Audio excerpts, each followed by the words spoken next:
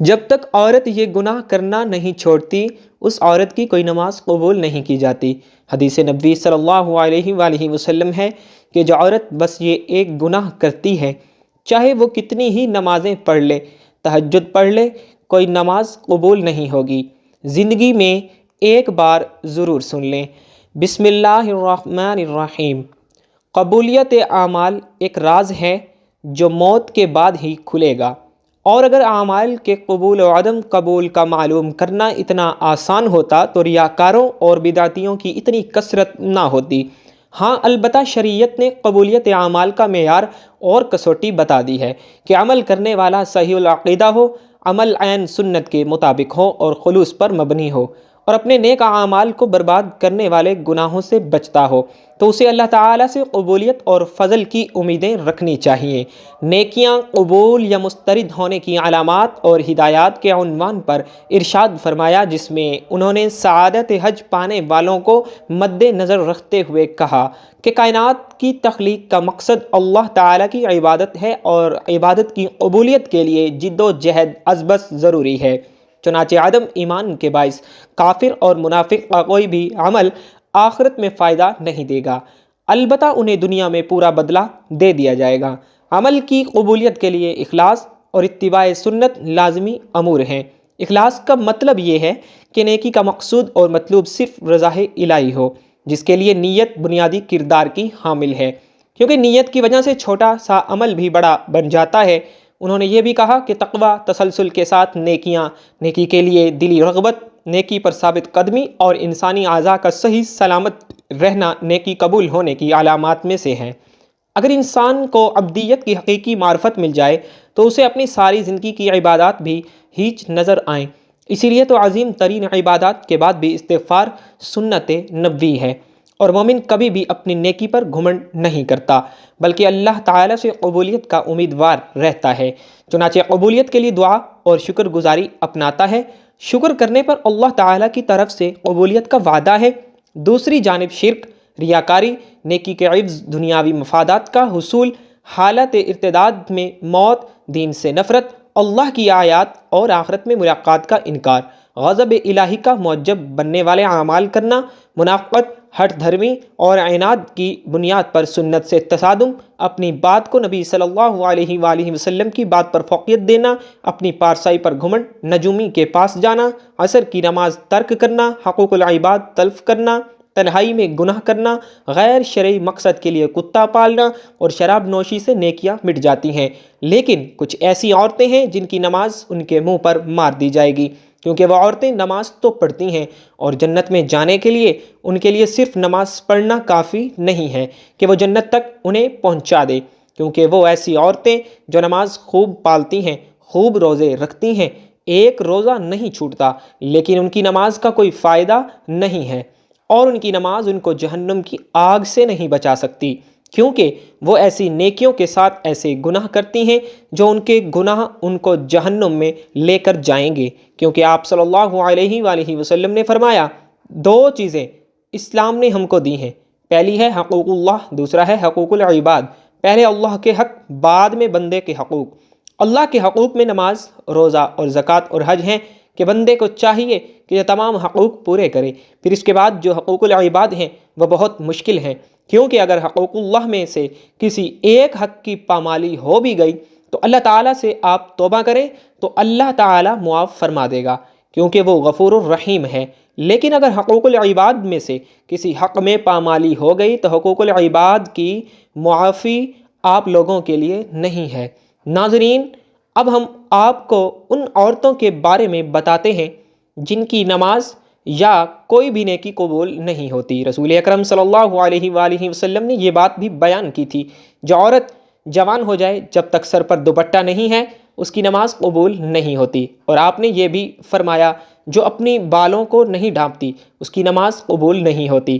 رسول اللہ صلی اللہ علیہ وآلہ وسلم نے یہ بھی فرما دیا کہ اگر کوئی عورت مسجد میں جاتی ہے عطر اور خوشبو لگا کر، جب تک وہ غسل نہیں کر لیتی اس کی بھی نماز قبول نہیں ہوتی۔ اس لیے فرمایا، اے عورتوں کی جماعت، تم میں سے کوئی مسجد میں جانا چاہے تو خوشبو لگا کر نہ جائے جب تک یہ غسل نہیں کر لیتی، یہ نماز یا عبادت قابل قبول نہیں۔ خامند کی نافرمانی کرنے والی حدیث کے الفاظ ہیں، 3 ایسے لوگ ہیں ان کی نماز قبول ہونا تو دور کی بات کانوں سے بھی اوپر نہیں جاتی۔ غلام مالک کی اجازت کے بغیر دوڑ گیا، اگر وہ جا کر تہجد بھی پڑھے گا لیکن اس کی کوئی بھی نماز یا عبادت قبول نہیں ہوگی۔ ایسی عورت جو اپنے خاوند کو ناراض کر کے رات گزارتی ہے اس کی بھی نماز قبول نہیں کی جاتی۔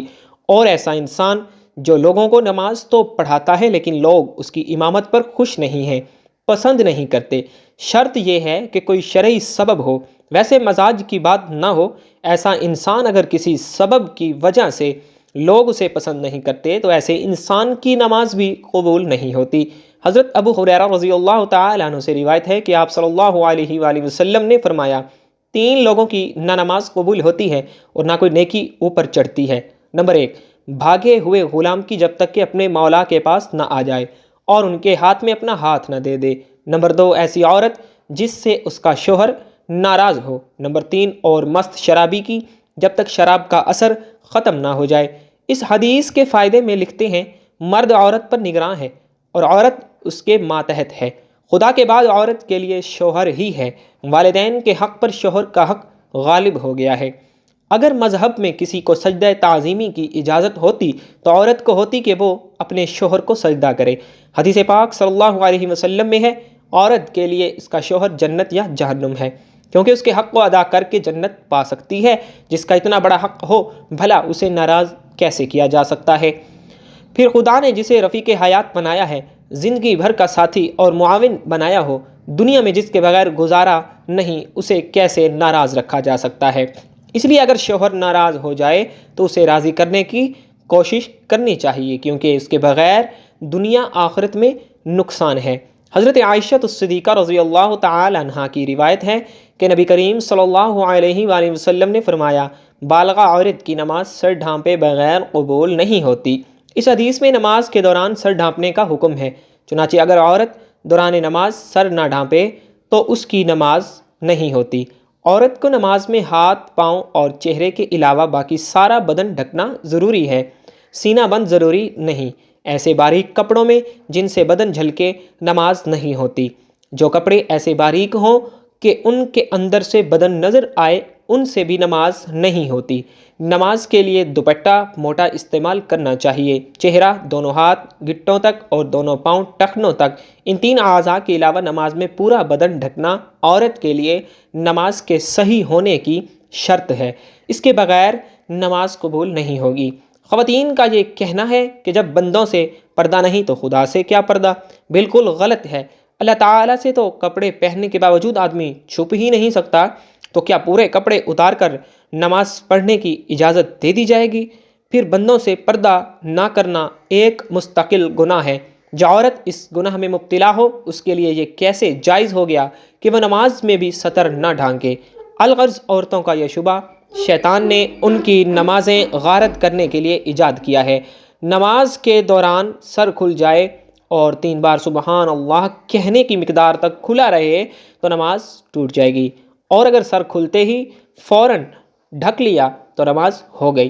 نفل نماز تو بیٹھ کر پڑھنے کی اجازت ہے، گو بیٹھ کر پڑھنے کا آدھا ثواب ملے گا، لیکن فرض نماز بیٹھ کر نہیں ہوتی، کیونکہ قیام نماز کا رکن ہے، مردوں کے لیے بھی اور عورتوں کے لیے بھی۔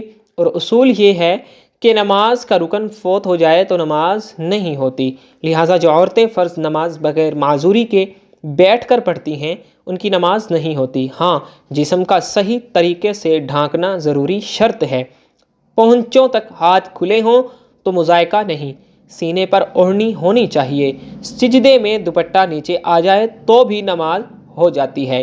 عورتوں کا جمع ہو کر اس طرح نفل نماز جماعت کے ساتھ ادا کرنا بدترین بدعت ہے اور متعدد غلطیوں کو مجموعہ ہے، جس کی وجہ سے وہ سخت گناہ گار ہیں۔ اور نیل پالش اور آدھی آستین والی عورتوں کی تو انفرادی نماز بھی نہیں ہوتی۔ فجر کی نماز تو عورتوں کو اول وقت میں پڑھنا افضل ہے اور دوسری نمازیں مسجد کی جماعت کے بعد پڑھنا افضل ہے۔ جمعہ، جماعت اور عیدین کی نماز عورتوں کی ذمہ نہیں ہے۔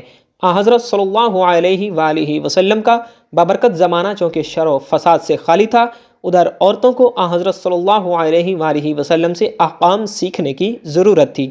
اس لیے عورتوں کو مساجد میں حاضری کی اجازت تھی، اور اس میں بھی یہ ایک قیود تھی کہ باپردہ جائیں، میلی کچیلی جائیں، زینت نہ لگائیں۔ اس کے باوجود عورتوں کو ترغیب دی جاتی تھی کہ وہ اپنے گھروں میں نماز پڑھیں۔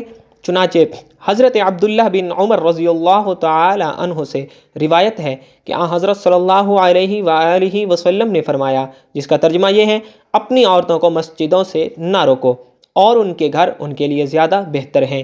حضرت عبداللہ بن مسعود رضی اللہ تعالی عنہ سے روایت ہے کہ رسول اللہ صلی اللہ علیہ وآلہ وسلم نے فرمایا، جس کا ترجمہ یہ ہے: عورت کا اپنے کمرے میں نماز پڑھنا اپنے گھر کی چار دیواری میں نماز پڑھنے سے بہتر ہے، اور اس کا پچھلے کمرے میں نماز پڑھنا اگلے کمرے میں نماز پڑھنے سے بھی بہتر ہے۔ مسند احمد میں حضرت ام حمید سعدیہ رضی اللہ تعالی عنہا سے مروی ہے کہ انہوں نے عرض کیا: یا رسول اللہ صلی اللہ علیہ وآلہ وسلم، میں آپ کے ساتھ نماز پڑھنا پسند کرتی ہوں۔ آپ صلی اللہ علیہ وآلہ وسلم نے فرمایا، جس کا ترجمہ یہ ہے کہ مجھے معلوم ہے کہ تم کو میرے ساتھ نماز پڑھنا محبوب ہے، مگر تمہارا اپنے گھر کے کمرے میں نماز پڑھنا گھر کے صحن میں نماز پڑھنے سے بہتر ہے، اور گھر کے صحن میں نماز پڑھنا گھر کے احاطے میں نماز پڑھنے سے بہتر ہے، اور احاطے میں نماز پڑھنا اپنے محلے کی مسجد میں نماز پڑھنے سے بہتر ہے، اور اپنے محلے کی مسجد میں نماز پڑھنا میری مسجد میں یعنی میرے ساتھ نماز پڑھنے سے بہتر ہے۔ راوی کہتے ہیں کہ حضرت ام حمید رضی اللہ تعالی عنہا نے یہ ارشاد سن کر اپنے گھر کے لوگوں کو حکم دیا کہ گھر کے سب سے دور اور تاریک ترین کونے میں ان کے لیے نماز کی جگہ بنا دی جائے۔ چنانچہ ان کی ہدایت کے مطابق جگہ بنا دی گئی، وہ اسی جگہ نماز پڑھا کرتی تھی، یہاں تک کہ اللہ تعالیٰ سے جا ملی۔ یہ تو حضرت صلی اللہ علیہ وآلہ وسلم کے دور سعادت کی بات تھی، لیکن بعد میں جب عورتوں نے ان قیود میں کوتاہی شروع کر دی جن کے ساتھ ان کو مساجد میں جانے کی اجازت دی گئی، تو فقہائے امت نے ان کے جانے کو مکروہ قرار دیا۔ ام المومنین حضرت عائشہ صدیقہ رضی اللہ تعالی عنہا کا ارشاد ہے، جس کا ترجمہ یہ ہے: عورتوں نے جو نئی روش اختراع کر لی ہے، اگر رسول اللہ صلی اللہ علیہ وآلہ وسلم اس کو دیکھ لیتے تو عورتوں کو مسجد سے روک دیتے، جس طرح بنو اسرائیل کی عورتوں کو روک دیا گیا تھا۔ حضرت ام المومنین رضی اللہ تعالی عنہا کا یہ ارشاد ان کے زمانے کی عورتوں کے بارے میں ہے۔ اسی سے اندازہ کیا جا سکتا ہے کہ ہمارے زمانے کی عورتوں کا کیا حال ہوگا، آپ لوگ خود ہی اس کا اندازہ لگا سکتے ہیں۔ خلاصہ یہ کہ شریعت نہیں بدلی، اور حضرت صلی اللہ علیہ وآلہ وسلم کے بعد کسی کو شریعت کے بدلنے کا اختیار بھی نہیں، لیکن جن قیود و شرائط کو ملحوظ رکھتے ہوئے حضرت صلی اللہ علیہ وسلم نے عورتوں کو مساجد میں جانے کی اجازت دی، جب عورتوں نے ان قیود و شرائط کو ملحوظ نہیں رکھا تو اجازت بھی باقی نہیں رہے گی۔ اس بنا پر فقہائے امت نے، جو در حقیقت حکمائے امت ہیں، عورتوں کی مساجد میں حاضری کو مکروہ قرار دیا۔ گویا یہ چیز اپنی اصل کے اعتبار سے جائز ہے، مگر کسی عارضے کی وجہ سے ممنوع ہو گئی ہے، اور اس کی مثال ایسی ہے کہ وبا کے زمانے میں کوئی طبیب امرود کھانے سے منع کر دے۔